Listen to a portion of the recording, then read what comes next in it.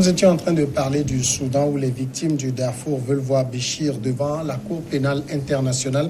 Firmin, vous aviez la parole et vous pensez que si les victimes soudanais voulaient voir Béchir devant la CPI, il faut simplement créer une cour africaine pour le juger. Oui, exactement. Je parlais de l'opportunité de l'acte, au fait. S'il faut envoyer Béchir à la CPI, c'est parce qu'il faut l'envoyer, c'est parce qu'il faut juste apaiser les cœurs. Moi, je juge cela tellement insuffisant. Parce que tout d'abord, la CPI n'est pas indépendante.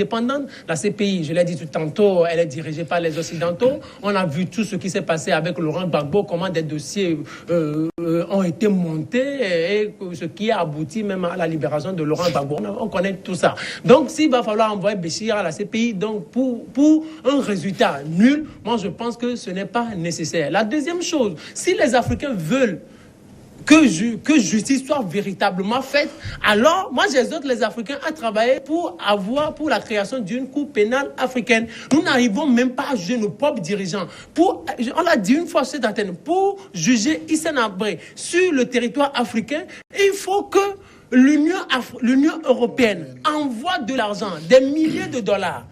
Il faut que les Nations Unies envoient de l'argent. Il faut que les États-Unis envoient de l'argent pour pouvoir juger un seul dirigeant africain. Parce que les victimes tchadiennes ont tellement crié et il a fallu que tous ces États-là ou toutes ces institutions se mobilisent pour que la situation soit réglée. Donc, c'est-à-dire, c'était tellement compliqué aujourd'hui. Ce que moi, je souhaiterais, pour moi, je ne voudrais pas des choses, on le fait et puis on dit oui, il faut qu'on envoie Béchir à la CPI et c'est fait, Béchir est en prison et puis c'est réglé. Pour moi, il faut dépasser cela, il faut dépasser ce débat et approfondir les choses pour éviter de telles situations. Oui, je reconnais que la Cour pénale internationale reste une juridiction de fait et de résonance. De fait parce que, d'abord de droit et de fait et de résonance. De droit et de fait parce que c'est sur la base de certains faits qu'on compte traduire les gens. C'est ce qui s'est produit au Darfour. Et les règles du droit sont là pour pouvoir juger tout criminel qui est traité ou qui est convoyé devant la cour. C'est le cas de Béchir que l'on veut traduire depuis plus de 10 ans. Ouais. Maintenant, de résonance, c'est ce que Chris essaie de démontrer, que la peur de la cour dissuade déjà certains futurs criminels. C'est ce qu'il faut rappeler. Traduire quelqu'un devant une cour africaine, c'est bon, mais ça ne d'abord, il n'y a pas la consistance, même quand il s'agit d'une cour africaine. Il y en a. J'apprécie ce que la CEDEAO fait ici, sauf que les décisions, des fois aussi, sont peu respectées par les chefs d'État au niveau de la CEDEAO. Mais je dis, au niveau de la Cour pénale, la peur que les gens ont, jusqu'aux dirigeants. Les gens ont peur. Ceux-là qui avaient voulu faire bloc pour pouvoir quitter la CPI ou le traité de Rome. Je suis désolé, vous l'avez signé, vous l'avez ratifié, assumé. C'est la peur d'être dictateur, d'être traduit demain des crimes financiers pour lesquels on les a accusés, ou pour des crimes de sang, ou des crimes contre l'humanité. Donc, moi, vous savez, une chose est de voir que les gens ont été tués, les gens ont été maltraités, pratiquement un génocide s'est produit au Darfour. Et que l'on veut, les victimes veulent bien que Béchir, qui était le métronome de cette criminalité, puisse être jugé. Une autre chose est de voir qui dirige la cour, qui l'a créée. C'est les Occidentaux, d'accord. Mais est-ce qu'on a tué les gens au Darfour? Si oui, s'il y a des hommes épris de droit qui peuvent juger Béchir, le condamner, nous on accepte ça d'abord. Revenez maintenant au traité de Rome, le reformater, le revoir, comme certains veulent aujourd'hui qu'on reformate les Nations Unies et le Conseil de sécurité. On va applaudir. Mais attendons de voir qui a tué les gens, des milliers de personnes au Darfour.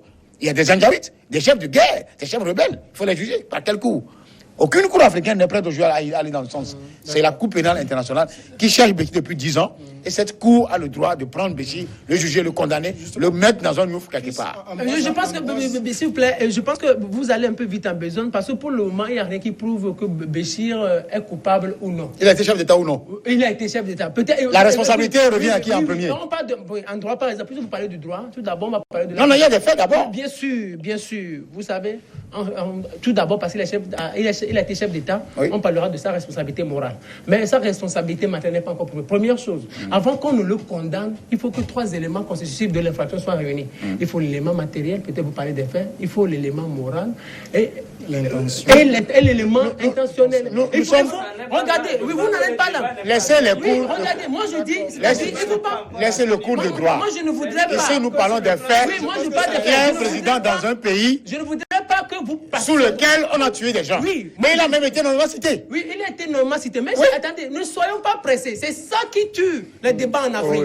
C'est parce que vous êtes tellement pressés Qu'est-ce que tu appelles pressé? Vous n'analysez pas l'opportunité des situations. C'est toi qui analyse. Je reviens à une question que j'avais posée au début, c'est-à-dire, et Ambroise a chuté par là, ça fait 10 ans que la CPI réclame Béchir.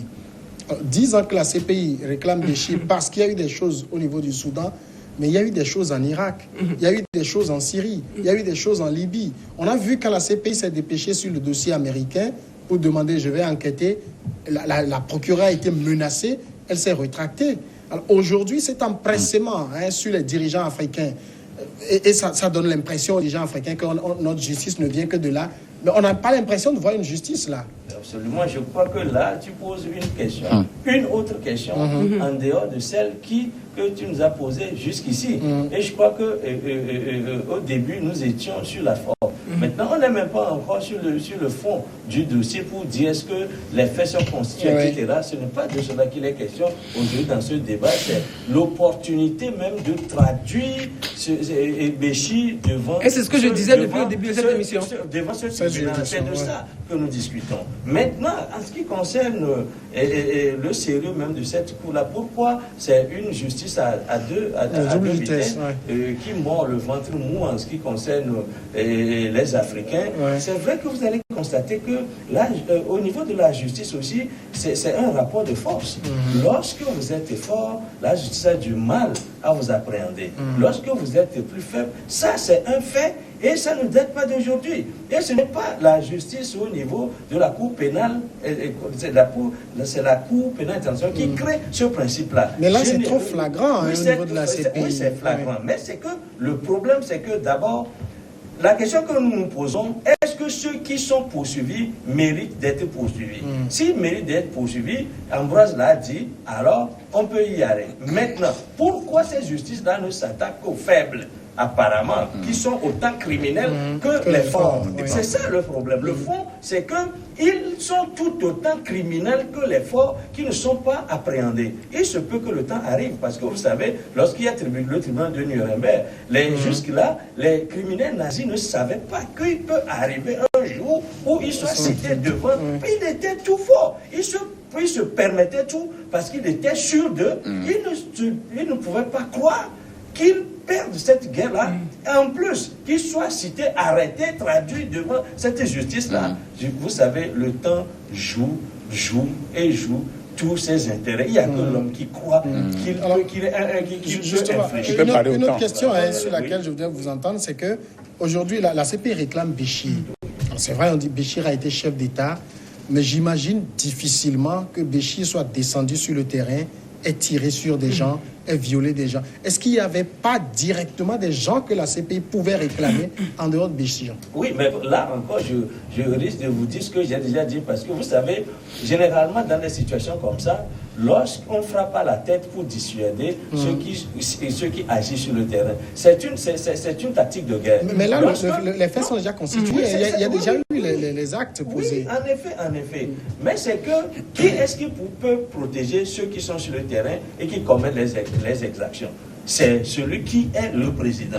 Donc, lorsque celui-là est visé, ça déstabilise la base. Généralement, c'est comme ça. Mais lorsqu'on ne poursuit que ceux qui sont les exécutants, quand bien même on les arrête, celui qui est le commanditaire peut rapidement créer d'autres personnes sur le terrain. Parce que Le système est là. Oui. S'il s'agit, donc ici, vous comprenez que très bien, quand on veuille décapiter le système par le sommet, au lieu de prendre des menus frétins qui sont des exécutants. Mais tant qu'on n'aura pas atteint celui qui est commanditaire, je crois, la guerre peut toujours se poursuivre. On change tout simplement les soldats. Christ Gama, j'ai l'impression que vous n'avez pas suivi le dossier ivoirien. Parce que tout ce qui a été débattu sur le cas Gbagbo, mais c'est que on n'est jamais arrivé à prouver que Gbagbo ait pu donner quelque ordre que ce soit pour tirer sur X ou pour tirer sur Y, ou on n'a jamais vu Gbagbo tirer sur X ou sur Y. Le cas Gbagbo est différent. Non, écoutez, s'il vous plaît. Nous parlons du droit pénal. Faut pas mélanger les choses. Si, c'est là où je dis peut-être que le droit... Nous aussi, nous connaissons le droit. Non, nous tous, nous connaissons le droit. Je ne suis pas en train de faire un cours académique. Mais écoutez, parce que quand on va arriver peut-être devant la CPI, mais si on n'arrive pas à prouver que Béchir ait pu commettre ces atrocités-là, on pourrait relasser purement et simplement Laurent Gbagbo, Omar El Béchir. Donc c'est le problème. Voilà, écoutez. Je vais le donner la différence. L'autre chose, c'est ce qu'on dirait tellement... Béchir est un chef de guerre. Gbagbo n'a pas été un chef de guerre. Oui, un chef de guerre. Et Béchir, selon certaines informations... s'il vous plaît. C'est parce que vous avez été chef de guerre que peut-être qu'on vous a vu sur un terrain de guerre qu'on présume que vous êtes coupable. Moi, je ne voudrais pas que... L'impossible. Non, je ne voudrais pas que vous soyez tellement passionné. Maintenant, la deuxième chose... Non, écoutez, la deuxième chose... Samuel Niaoui, vous savez, la deuxième chose, vous avez posé une question très intéressante. Vous avez posé une question très intéressante à laquelle Chris Egan n'a pu répondre. N'a pas répondu, n'a pu répondre. N'a pu répondre, oui, mais n'a pu répondre, je dis bien n'a pu répondre. Quand on parle du cas américain avec George Bush, vous savez, je l'ai dit tout à l'heure, George Bush est arrivé à falsifier les choses en parlant d'armes d'existence, d'armes de destruction massive. C'était de la pure fausseté. Sur la base du mensonge... Ça, tout le monde le sait. Sur la base du mensonge, écoutez, oui, attendez, sur la base du mensonge... Si vous faites de coq à l'âne, non, on a posé une question précise. Non, écoutez... Si vous voulez répondre à cette question, je réponds. Oui, écoutez, sur la base du mensonge... Aux États-Unis, tout ça... Attendez que je suis... Attendez, sur la base du mensonge, des milliers d'Irakiens sont morts. Mais on n'a jamais poursuivi George Bush. Maintenant, c'est du bon... Non,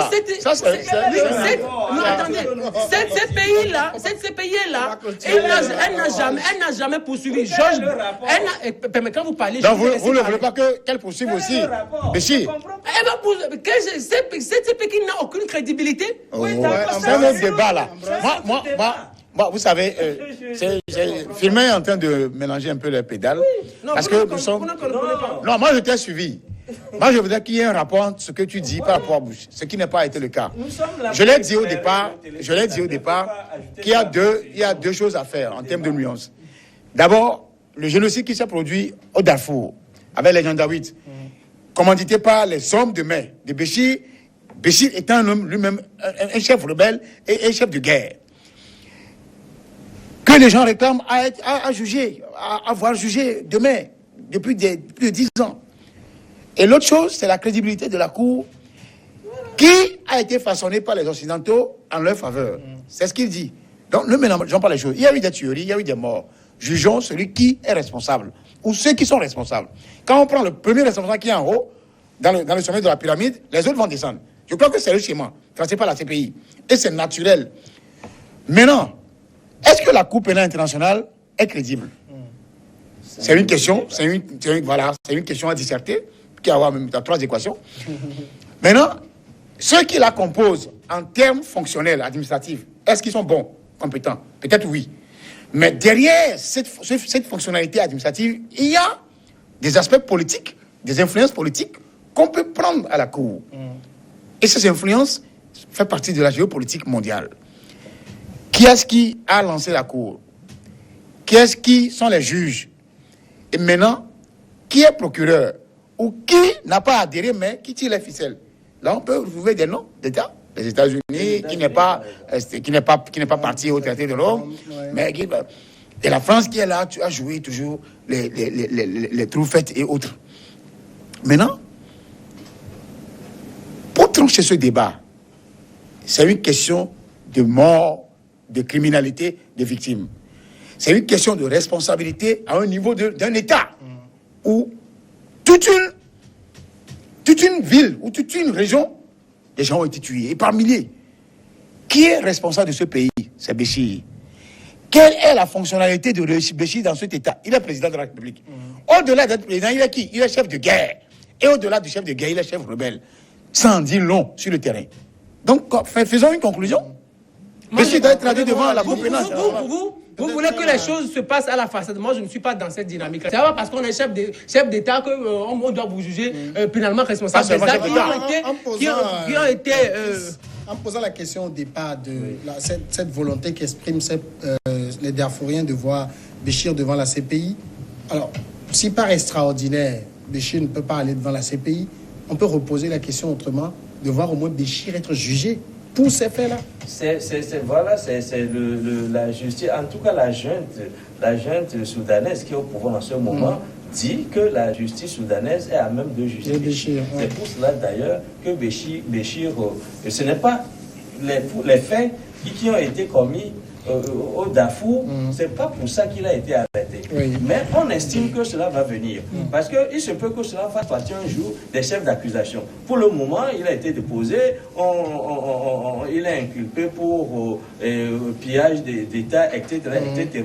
Mais je crois que même celle-là qui est en train de vouloir que Béchir soit présenté à la Coupe internationale, c'est une forme de pression pour qu'à défaut d'être traduit devant cette justice, c'est au moins on prenne en compte ces demandes pour tout le monde le juger à l'intérieur du pays. Je crois que nous sommes ici sur la forme du dossier, on n'en est pas encore au fond pour voir s'il est vraiment le commanditaire, est-ce qu'il a lui-même exécuté, etc. Ça, c'est à la justice de savoir. Et je crois que ce n'est pas... On va évoquer maintenant le second sujet, le front anti-Ouattara qui se met en place pour la présidentielle. La présidentielle en Côte d'Ivoire, c'est en 2020, vers la fin de l'année. Et quand on voit un peu, Ambroise Kondjo, le schéma actuel, vous avez Guillaume Soro d'un côté qui a déjà déclaré sa candidature et qui a dit, je le cite, « J'ai 47 ans et je pense que je ferai cavalier seul ». Vous avez, comment ça s'appelle, Bédier, de l'autre côté, qui n'a pas encore clairement dit ses intentions, mais ce qui est sûr, c'est qu'il n'est plus avec Ouattara. Vous avez Gbagbo, qui peut-être demain pourra être relâché et dont les voix s'élèvent pour qu'il devienne également candidat. On a l'impression qu'il y a une sorte de front qui est en train de se former contre Ouattara. Oui, moi j'adore ce front parce que je l'avais prédit ici, on avait prédit tout ça, parce qu'actuellement celui qui est dans de beaux draps, c'est Alassane Ouattara. Dans la vie, la morale renie et refuse certaines choses. Les alliés d'hier aujourd'hui sont devenus des ennemis. Parce que il y en a en politique aussi. Nous sommes d'accord, mais en politique il y a aussi la morale. Il y a la réelle politique et la morale. Les gens ne seront pas d'accord avec vous. Je suis désolé, c'est leur théorie à eux. Moi, je ne suis pas d'accord avec lui. Non, qui ne te connaît pas. Moi, je pense qu'à un moment donné, il faut de la morale en politique. Si j'ai à écrire une théorie sur la question, je le ferai. Je sais que ça serait difficile. La preuve aujourd'hui, pourquoi je le dis? Tout humain part d'une essence et descend au même sens. C'est là où je voudrais en venir. Ce pourquoi j'interpelle sur toujours la morale, c'est que la politique n'est pas très souvent une bonne chose. Parce que les gens malmènent la politique, les gens piétinent leur adversaire, les gens piétinent même leurs frères, leurs amis pour monter. Mais par la suite, la chute devient dangereuse. Il y a plusieurs exemples qu'on peut donner. Les Staline, les Lénine, il y en a plein. Ceux-là qui ont été des dictateurs, qui ont piétiné, englouti des gens pour devenir président, comment ils ont fini?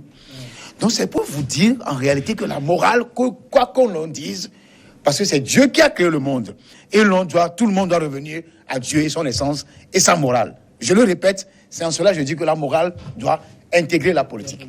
Maintenant, revenons au fait, sur le terrain ivoirien. Ce front qui se crée, c'est un front naturel.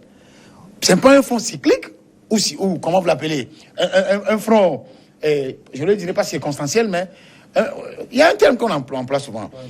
Conjoncturel. Ce n'est pas un front conjoncturel. Parce que Soro a aidé Ouattara à prendre le pouvoir en Côte d'Ivoire. Ça ne date pas d'aujourd'hui. Les Koulibaly ont été tués dans cette histoire.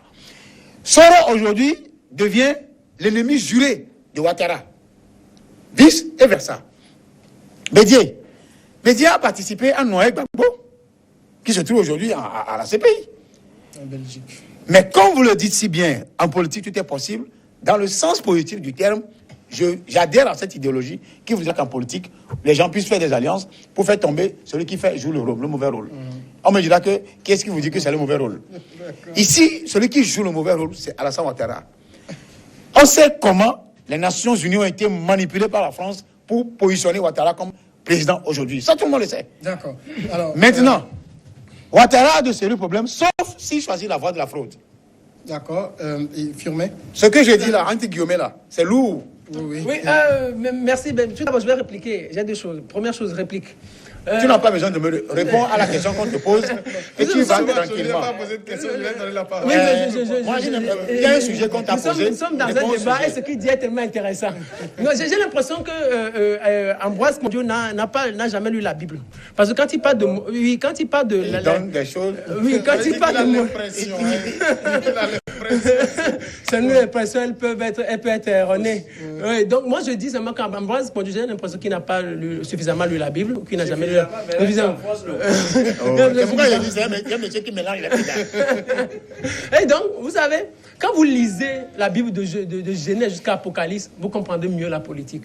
En politique, il n'y a pas de morale. En politique, il faut dire ça aux téléspectateurs. En politique, il n'y a pas de morale. Le jour où il y aura la morale en politique... Moi, je n'ai pas dit ça. On ne parlera, je dis qu'il faut intégrer la morale en politique. On ne parlera jamais de politique. Quand vous voyez les rois David, qui étaient de vrais serviteurs de Dieu, et la manière dont ils tuaient les gens, vous saurez qu'en politique, il n'y a pas de morale. Parce que si vous voulez... Le meilleur livre des sciences politiques, allez chercher, c'est la Bible. Je continue. Mais ce qui se passe en Côte d'Ivoire aujourd'hui, quand on dit que Ouattara, peut-être, il est peut-être dans une mauvaise posture, quand nous prenons tout d'abord sur le plan scientifique, première chose, Ouattara, s'il va aux élections maintenant, je pense que Ouattara va remplir. Parce que celui, je l'ai une fois dit ici. Sur la base de quoi? Celui qui a le fichier... La fraude. Non, celui qui a... Laissez-moi terminer. Je vous laisse débuter tous vos raisonnements. Celui qui a le fichier électoral aujourd'hui, en Côte d'Ivoire, c'est Ouattara. Parce que quand il s'est agi d'organiser le recensement, la plupart des opposants ont appelé à boycotter. La plupart des opposants ne sont pas allés s'inscrire sur les listes électorales. Donc, scientifiquement, celui qui a le fichier électoral, c'est Ouattara. Donc, si on va aux élections, comme ça, aujourd'hui, il va gagner. Maintenant, l'autre chose, le soutien qu'il a mené au pouvoir, le soutien est toujours là. Pour le moment, le soutien ne l'a pas lâché. C'est-à-dire, on apprend même que peut-être en décembre, Macron sera en Côte d'Ivoire. Macron sera en Côte d'Ivoire. Ça veut dire que la France est toujours derrière Ouattara. Si Ouattara se positionne aujourd'hui, sur le plan diplomatique, il va remplir. Ou s'il positionne même quelqu'un, c'est possible que Ouattara gagne toujours. Maintenant, par rapport à Soro, à Bédié, tout ça, je doute. Soro, c'est quelqu'un qui est pressé, qui peut-être, parce qu'il est, entre guillemets, il a été chef rebelle, il a peut-être au niveau de l'armée, il a certains pions, il a peut-être encore des armes. Il compte sur la force militaire. Mais je doute que cela puisse marcher du moment où la force française est toujours là. La France, politiquement, est toujours là, aux côtés de Ouattara. Ça va être difficile. En ce qui concerne Bédié ou Gbagbo, je pense qu'il vont encore attendre. Alors, Chris, ce front qu'on est en train d'imaginer aujourd'hui contre Ouattara, je l'ai dit, il y a Soro qui dit « je vais aller seul ». Gbagbo, on ne sait pas trop ce qu'il va faire. Bédié également. Alors, ce n'est pas un front homogène et ça profite à Ouattara. Bon, je ne crois pas que ça profite autant à Ouattara. Je pose la question, on est en ligne demi, par exemple, 2010. Il y a eu un front homogène contre Gbagbo. Il a perdu. Là, on n'a pas un front homogène contre Ouattara. Est-ce que Gbagbo a perdu? C'est-à-dire qu'il a peut-être... Officiellement. Oui, Gbagbo n'a pas perdu les élections. La France a fait gagner les élections à Ouattara. Vous savez, il y a peut-être un autre paramètre qu'il faut intégrer la chose. Vous savez, Ouattara et le jeune Soro, ils sont du Nord. Oui. Mais il y a, ce que je constate, une fissure dans le front Nord. C'est le front là, c'est parce que le front là était soudé au début que Ouattara a pu faire ses deux mandats. Tout à fait. Ça, c'est un paramètre qu'il faut Korogo, Bouaké et autres. Qu'il ne faut pas négliger. Parce que vous savez, Soro pèse quand même. Au Nord, hein? Pèse quand même au Nord. Et ça va être un combat d'abord fratricide.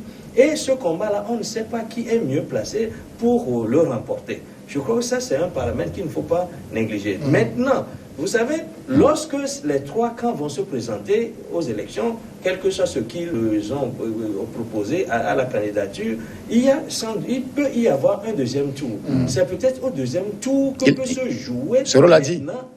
jouer la chose. Ce n'est pas évident que Soro, se présentant maintenant, passe au premier tour. Ce n'est même pas évident qu'il soit deuxième pour aller au second tour. C'est ce que je veux dire. Mais Soro peut devenir un faiseur de roi, en ce sens qu'il occupe déjà, de par le fait même qu'il accepte de se présenter, il est une personnalité charnière, en ce sens qu'il se place entre les deux camps, ou bien entre les 3 camps. Il y a le camp de Gbagbo, il y a le camp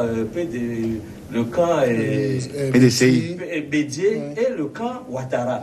Donc, Soro a les moyens de sa politique, parce que vous savez, il a passé un long moment dans la rébellion, il a les moyens financiers et il a sans doute aussi le soutien moyens militaires, il a sans doute le soutien d'une large partie de la Côte d'Ivoire.